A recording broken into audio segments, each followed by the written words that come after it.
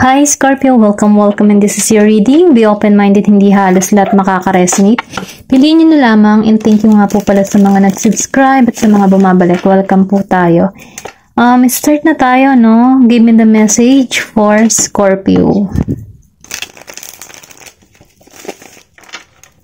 Give me the message for Scorpio, please. Yan, tala na ako. Ayan, meron ka dito, Queen of Cups. Then the World, upright. Give me the message for Scorpio, please. Meron ka ditong the Chariot, reverse. Give me the message. Meron ka ditong Queen of Pentacles, upright.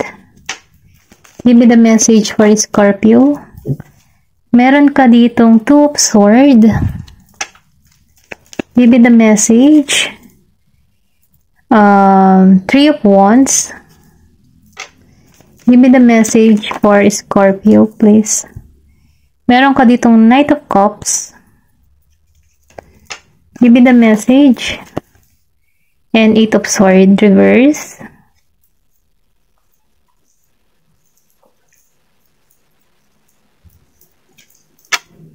Give me the message. Then, Ten of Pentacles, reverse.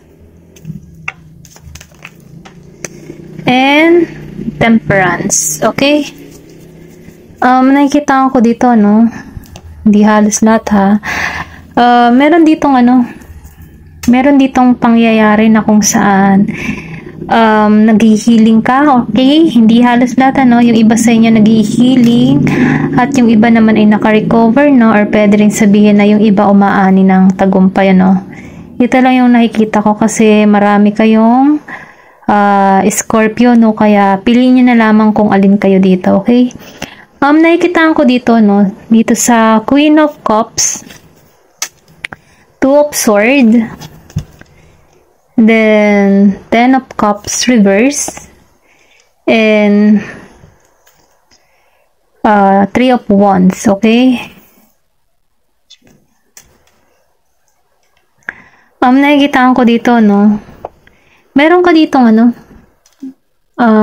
family na kung saan, na nagkaroon ka ng broken family, or pwede rin sabihin na kung wala ka pang pamilya, meron ditong tao na nangako sa'yo na hindi niya natupad yung pangako niya, Yung tipong na-stuck ka sa sitwasyon, nahirapan kang alisan tong nararamdaman mo. Feeling mo dito yung tipo na hindi ka malaya, okay? Hindi ka malaya sa nararamdaman mo, na kailangan mong humilom, Ito lang yung nafe-feel ko dito. Kasi meron ditong masakit na pangyayari na kung saan naubos yung lakas o tapang mo sa sitwasyon na nangyari sa'yo. Na kung saan, yung tipo na nahirapan ka, okay? Hindi halos lahat, ito lang yung nafe-feel ko. Meron ditong broken promise na hindi natupad sa'yo, na kung saan nagbigay ng pighati sa'yo, Pero ganun pa man, dahil lumabas si Queen of Cups, nakikitaan ko rin dito na yung iba sa inyo nag-healing, or pwede rin sabihin na may new person na parating sa'yo na makakatulong para sa'yo, para makapag-heal ka sa iyong nararamdaman, Ito lang yung nakikita ko. Meron kang person na Aries, Leo, Sagittarius. Meron din ditong Gemini, Aquarius, Libra. Then, Scorpio, Cancer, and Pisces. Okay? Piliin nyo na lamang, kasi nakikita ko dito na meron kang relasyon na nasira. Ayun. Pero ganun pa man, meron ditong patungo, new love coming sa'yo, na kung sana, mahihil ka sa mga masasamang experience na naranasan mo. Ito lang yung nafe-feel ko, kaya lang, nakikita ko dito na medyo, mabagal pang pagtungo nito sa'yo, okay? Meron ako nakita ditong 444, ibig sabihin, new beginning, new love, at panibagong oportunidad na parating sa'yo, na kung saan magiging balance para sa'yo dahil lumabas si The Chariot reverse. So, ibig sabihin, itong tao na ito, mabagal pa yung paglapit sa'yo or pwede rin sabihin, hindi mo pa to kilala, okay? Excuse me. Then, nakikitaan ko dito, no, na dahil lumabas si Eight of Sword, sinabayan pa ni The Chariot Reverse, itong tao na to, no, ito yung ano, kung makikita mo dito, no, pansin mo, yung kamay dito, then meron din ditong kamay, okay? Feeling mo ikaw yung nasa sitwasyon na talagang sobrang nahihirapan, ano, yung feeling na tipo na wala kang karamay, wala man lamang kang masumpungan or wala kang man masabihan ng yung problema, no? Yung tipo ng sinasarili mo yung lahat ng masasakit na nararanasan mo, wala kang katulong, ano? Ito lang yung nakikita ko, pero dahil lumabas siya ng naka-reverse, meron ditong tutulong sa'yo para maisalba mo yung nararamdaman mo. Meron ditong tulong na magbibigay sa'yo ng ano, ng heal or makakamove on ka sa sitwasyon, ano. Ito lang yung nafe-feel ko. Meron ditong ano, may pagka-spiritual, ano, yung parating sa'yo or pwede rin sabihin na siya yung tipo ng tao na maraming wisdom, okay? Na kung saan magkakaroon ka dito ng kaliwanagan sa tao neto or sa sitwasyon na nangyayari sa'yo. Kasi, nakita ko dito na mabagal Mabagal pa lang ang pagdating ng tao neto. Pero itong tao neto, ito yung magiging malaking parte sa buhay mo na makakatulong para sa'yo, okay? Ito lang yung nafe-feel ko. Kasi, meron ditong the world. Then, sinabihan pa ng temperance, Knight of Cups, and ito, tong Queen of Pentacles, ano? Kung ikaw man ay nakaranas ng sobrang sakit, yung iba sa inyo na-stress dito or na-depress sa sitwasyon, nahirapan magtiwala or sabihin natin nagkakaroon ka dito ng trust issue.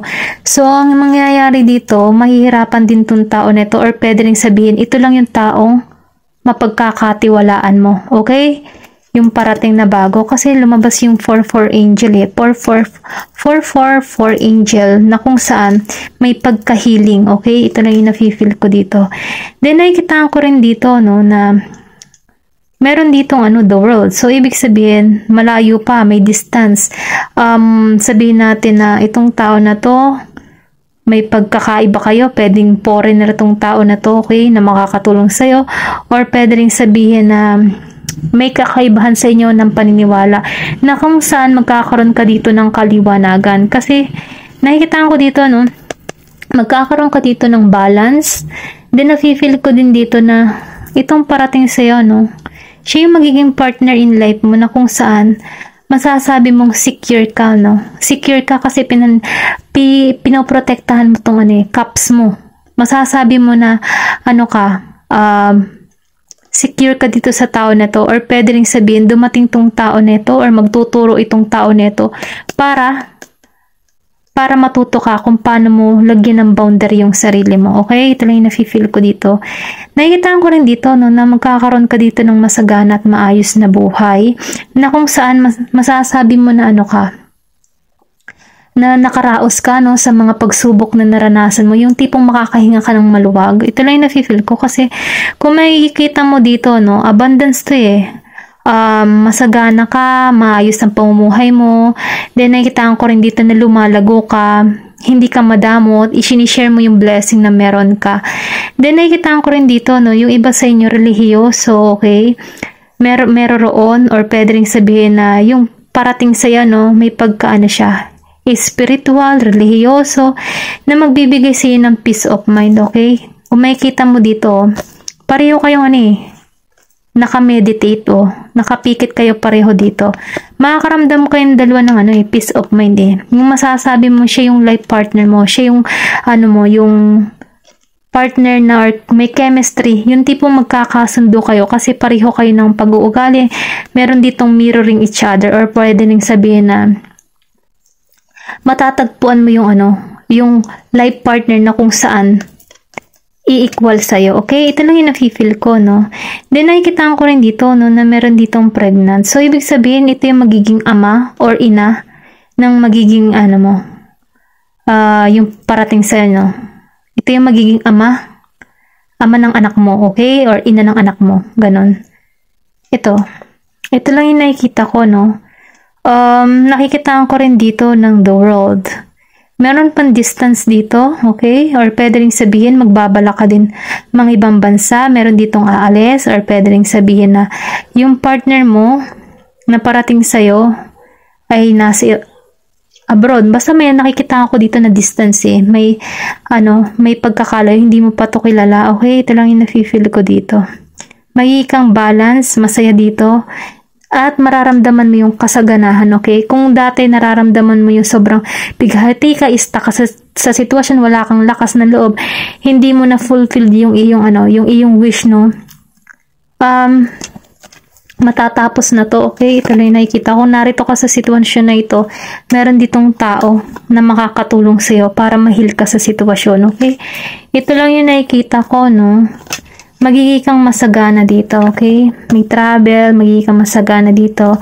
May pagka-relihiyoso, or pwede rin sabihin, ikaw yung religious dito, marelihiyoso, religyosa, ganon, okay? Then, nakikita ko rin dito na mag-bloom, sasagana, aani ng tagumpay, okay? Ito lang yung nakikita ko, may boundary, pinoprotektahan mo yung sarili mo. Or sabihin natin, itong tao na ito ang magtuturo sa'yo kung paano protektahan ng sarili mo sa mga sa mga taong masasama, no? Kasi meron ka dito boundary. Meron ka ditong trust issue. Or pwede rin sabihin na ito yung taong mapagkakatiwalaan mo. Mararamdaman mo siya na may pagkahiling, kaya magkakaroon ka dito ng pagtitiwala sa tao na to. Kung baga, pag nakita mo to or nakilala mo to, mararamdaman mo na na nasa tamang kamay ka, okay? Ito lang yung nakikita ko, no? Tingnan pa natin kung ano pa yung mensahe para sa'yo.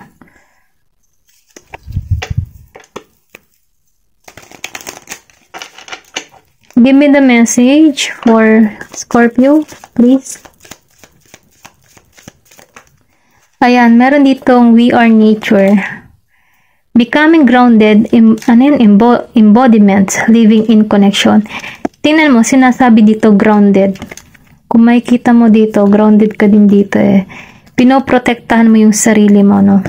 Then dito sa babae na to, pinoprotektahan mo din yung inner peace. Yung kung yung kapayapaan na meron ka. Ayaw mong magugulo yung inner peace mo dito. Ito yung nararamdaman ko. Kasi nagkakaroon ka dito ng kaliwanagan. Gusto mo yung mapayapa, no? Kasi naranasan mo na ma-stuck at ma-stress sa sitwasyon. Kaya mas gugustuhin mo magkaroon ng relasyon na merong peace of mind, okay? Hindi man maibigay lahat ng pangangailangan mo, pero yung peace of mind na ibibigay ng tao na to, mananatili ka doon, okay? Ito lang yung nakikita ko. Nakikita ko rin dito na pinalaya mo yung sarili mo sa mga masasakit na karaan. Then, napipil ko din dito, no? Kasi yung mga bulaklak, kung makikita mo dito, meron ditong mga natuyo. So, ibig sabihin, pinalalaya mo. Yung mga tuyo na yun, no? Nararamdaman ko yun yung mga problema, yung mga tuyo na dahon na ito. Yung tipo na pinalalaya mo na yung mga yon, yung mga problema na naranasan mo, inaalisan mo na siya. Then, kung makikita mo dito, may mga bulaklak. Ito yung kasaganahan, ito yung wini-wish mo na mangyari sa'yo, at ito yung magaganap sa'yo, okay? Ito lang yung nafe-feel ko. May kasaganahan naghihintay sa'yo, okay? Ayun lamang Scorpio. Thank you for watching and love and peace.